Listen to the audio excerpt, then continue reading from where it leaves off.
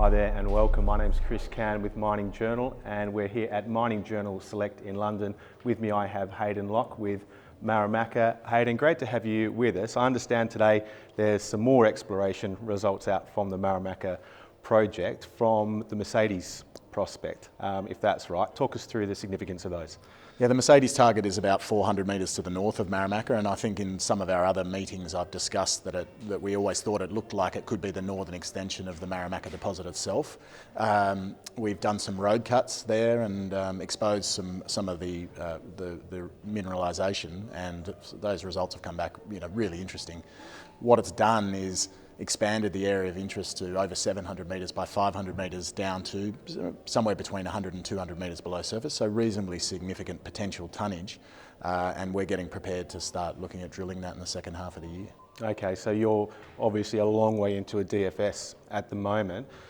What does it mean in terms of the significance of incorporating that into the Marimaca project, given that it's so close, or do you have to now look at it as a independent target or prospect? It won't be included in the definitive feasibility study that we're doing, just because it's not as advanced as the Marimaca project itself. But the way we're looking at it is we're going into that very boring but necessary phase of project development where there's not much excitement. We have an amazing exploration team, we have a fairly healthy balance sheet, and we're still looking for opportunities to improve the value of the company for our shareholders. There are several exploration targets that you've got there, obviously some really close to the Marimaca project, a few more regionally as well. How are you prioritising and balancing using that budget for exploration with the ongoing work that you have to do on the DFS to move Marimaca forward? We're ensuring that we have all of the money required to deliver both the permitting and the definitive feasibility study. In fact, that was a prerequisite of the investment from Mitsubishi, that we focus as a first priority on moving the project forward. And then there's additional budget left over, which we're prioritising at the moment. We haven't yet come to the conclusion on how we're going to spend those dollars in terms of drilling, but it's looking likely that we'll spend certainly some money on drilling Mercedes to get a sense of how big that target could be.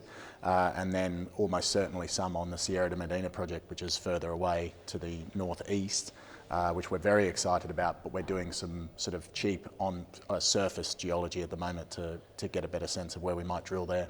Okay, yesterday we had a copper panel and Colin Hamilton was talking about both sides of the copper equation. Obviously you have your own metrics that you're using to weigh up that equation. He was saying on the supply side, though it's so constrained, it might push or will push prices a long way north. The issue is that greenfields work is really difficult and a lot of groups are having trouble finding that investment. How are you finding, or largely because of the permitting piece? So you're at that crucial stage now. All the numbers look incredible at Marimaca, but you are having to go through permitting and social licence issues and all that piece of the puzzle. How's that going and what kind of timing should the market be expecting? Well, we've said several times about the location of Marimaca being one of its key selling points, is that in terms of the risk spectrum as it comes to permitting, but also project execution, we're right down the bottom end.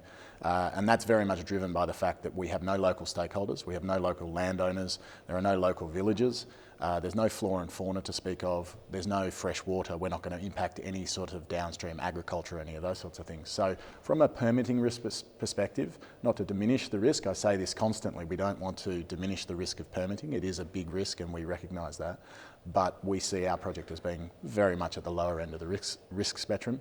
We will be submitting our application at some point in the middle of this year, around July, August time, and we would expect to get our environmental approval within 12 months of submitting that application, all else being equal.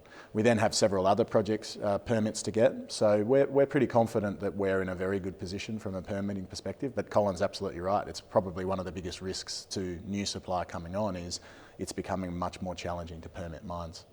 Hayden Locke, thanks very much for your time. Thanks.